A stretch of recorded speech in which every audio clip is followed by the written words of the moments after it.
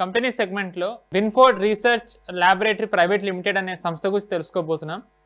2018లో హైదరాబాద్లో స్టార్ట్ అయిన ఈ కంపెనీ ఏ విభాగంలో వాళ్ళ ఎక్స్పర్టీస్ ఉందో ఇప్పుడు మనం తెలుసుకుందాం. Sir, Winford research laboratory private limited Hyderabad company, దీని గురించి మీరు ఏం చెప్తారు సార్?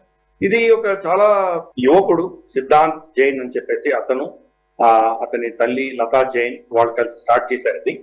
ఇది అఫ్ కోర్స్ సివిలియన్ తర్వాత డిఫెన్స్ రెండు రంగాల్లో కూడాను వీళ్ళు ప్రొడక్ట్స్ ఇస్తున్నారు. వాళ్ళు ఎసెన్షియల్ గా చూస్తే కనుక వీళ్ళ దగ్గర ఉన్నది డ్రోన్స్ సంబంధించింది కావచ్చు, యుఏవిస్ సంబంధించింది కావచ్చు, చాలా కీలకమైనది రోబోటిక్స్.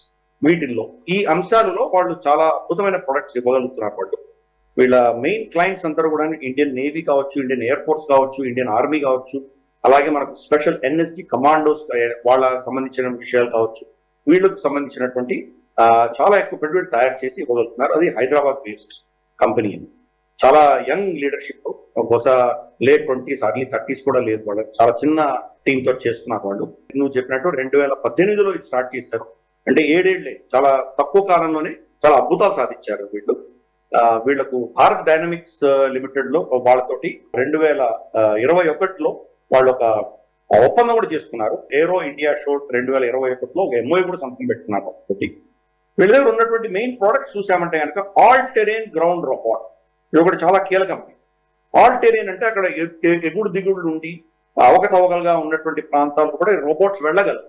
అంటే ఆ టెరెయిన్ లో మామూలుగా మనకు వీల్డ్ వెహికల్స్ వెళ్ళలేని కార్లు కానీ ట్రక్కులు కానీ వెళ్ళలేనటువంటి ప్రాంతాలు ఈ రోబోట్స్ వెళ్ళగలరు. కొండ ప్రాంతంలో కావచ్చు, లేదా ఈ నది పక్కన ఉన్నటువంటి ఎక్కడైతే మనకు పెద్ద పెద్ద ట్రక్కులు వెళ్ళలేవు అటువంటి ప్రాంతాల్లో, రాకీ ఏరియాస్ లో ఇవన్నీ కూడా వెళ్ళదు. కాబట్టి ఆ టెరెయిన్ అర్థం చేసుకుని సెన్సార్స్ పెట్టి దాన్ని ముందుకు వెళ్ళడం, పక్కకు వెళ్ళడం, ఇవన్నీ కూడా చేయగలిగినటువంటి రోబోట్స్ వీళ్ళు తయారు చేస్తారు. అఫ్ కోర్స్ దాంట్లో రెండు ఉన్నాయి. ఒకటి అదే టెరెయిన్ చూసుకుంటూ వెళ్ళగలిగిన కెపాసిటీ దాంట్లో ఉన్నది. రెండు, దాన్ని రిమోట్ గా ఎవరైనా దీన్ని ఆపరేట్ చేయగలిగిన కెపాసిటీ కూడా దాన్ని రెండు కూడా పెట్టారు. కాబట్టి చాలా అద్భుతమైన విషయం ఇది.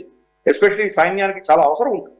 కొన్ని వెళ్ళి అక్కడ ఫార్వర్డ్ ప్లేసెస్ లో కొంత రిట్రీవ్ చేయడము, లేదా కంటామినేటెడ్ జోన్స్ ఉంటాయి, బాంబులు పెడతారు, మైన్స్ ఉంటాయి, అటువంటి ప్రాంతంలో మనుషులు వెళ్ళలేకపోవచ్చు. ఈ రోబోట్స్ ని పంపించవచ్చు. రోబోట్స్ వెళ్ళి చేయవలసిన కార్యక్రమం చేసి రావచ్చు. ఏదో రిట్రీవ్ చేయాలి, దాన్ని వెళ్ళి చేయొచ్చు, లేదా అక్కడ వెళ్ళి ఏదైనా వీళ్ళు మ్యూనిషన్ పెట్టి రావాలని చేయొచ్చు. కాబట్టి చాలా ఆస్పెక్ట్స్ లో పనిచేయగలిగినటువంటి ఆల్ టెరెయిన్ గ్రౌండ్ రోబోట్ వీళ్ళు పెట్టగలిగారు. అలాగే వీళ్ళు ఎయిర్ ఫోర్స్ కూడా చూస్తే కనుక మనకు counter unmanned air craft systems పెట్టారు. దాని పేరే మనకు అర్థమవుతుంది కదా, అన్మాన్డ్ ఎయిర్ క్రాఫ్ట్ సిస్టమ్ కి కౌంటర్ చేయడం అంటే పైన వస్తున్నటువంటి యుఏఈస్ ని ఫస్ట్ డిటెక్ట్ చేయడము, దాన్ని ట్రాక్ చేయడం, ఏ దిశగా వెళ్తున్నాయి, ఐడెంటిఫై, ఫ్రెండ్ ఆర్ ఫో అంటారు, ఆ శత్రువుదా లేదా మనదా ఫస్ట్ ఐడెంటిఫై చేయాలి. లేకపోతే మన డ్రోన్స్ మనమే కొట్టేసుకుంటే లాభం లేదు కదా. ఇవన్నీ చేసిన తర్వాత దాన్ని న్యూట్రలైజ్ చేయగలం. అటువంటి కెపాసిటీస్ ఉన్నటువంటి సిస్టమ్స్ తయారు చేస్తారు. అందుకని దీన్ని CUAS అంటే counter unmanned air craft systems అంట, వెహికల్స్ అన్న సిస్టమ్ వాళ్ళ దగ్గర. కాబట్టి దీన్ని మొత్తం ట్రాక్ చేసి కొట్టగలిగినటువంటి కెపాసిటీ. దాంట్లో ఆఫ్ కోర్స్ వెహికల్స్ కూడా ఉంటే వెళ్ళి షూట్ డౌన్ చేయాల్సి వస్తుంది, లేదా ఎలక్ట్రానిక్ జామింగ్ కావచ్చు, లేదా సాఫ్ట్ కిల్, హార్డ్ కిల్, ఇటువంటి చాలా అంశాలు ఉంటాయి. కాబట్టి ఆ సిస్టమ్ మొత్తం వీళ్ళు తయారు చేయగలుగుతారు. అలాగే మనం చూస్తే కనుక నేవీకి సంబంధించి వాళ్ళు రోబోట్ ఫర్ రన్వే మెయింటెనెన్స్ అంటే ఇప్పుడు మనకి ఎయిర్ క్రాఫ్ట్ క్యారియర్ లో కావచ్చు, లేదా వాళ్ళకి ఉన్నటువంటి డెక్ లో కావచ్చు, అక్కడ మనుషులు వెళ్ళి రిపేర్ చేయడానికి కొన్నిసార్లు అవసరం వెళ్ళొచ్చు, కొన్నిసార్లు వెళ్ళలేకపోవచ్చు. అటువంటిప్పుడు దీన్ని డిప్లాయ్ చేస్తారు. వెదర్ సరిగా లేకపోయినప్పుడు, లేకపోతే మనకు అక్కడ శత్రువుల నుంచి థ్రెట్ ఉన్నప్పుడు, లేదా అక్కడ కంటామినేటెడ్ జోన్స్ ఉండొచ్చు, బహుశా అక్కడ ఏదైనా కెమికల్ లీకేజెస్ ఉండొచ్చు. అటువంటిప్పుడు మనుషులు వెళ్ళడం ప్రమాదకరమైనప్పుడు ఈ రోబోట్స్ ని డిప్లాయ్ చేయాలి. ఈ రోబోట్స్ వెళ్ళి ఆ ఎయిర్ క్రాఫ్ట్ క్యారియర్ మీద ఉన్నటువంటి రన్వేస్ కావచ్చు, అక్కడ ఉన్నటువంటి రిమోట్ ఏరియాస్ కావచ్చు, దాంట్లో ఏమున్నాయో దాన్ని చెక్ చేసి అక్కడ ఏం చేయగలమో అది చేసేటువంటి పరిస్థితుల్లో అక్కడ రిపేర్ చేయడం, ఇటువంటివన్నీ చేయగలిగినటువంటి కెపాసిటీ ఈ రోబోట్స్ లో ఉంటాయి. కాబట్టి ఇటువంటి అద్భుతమైన ప్రోడక్ట్స్ తీసుకొచ్చిన ఈ కంపెనీ హైదరాబాద్ బేస్డ్ కంపెనీ.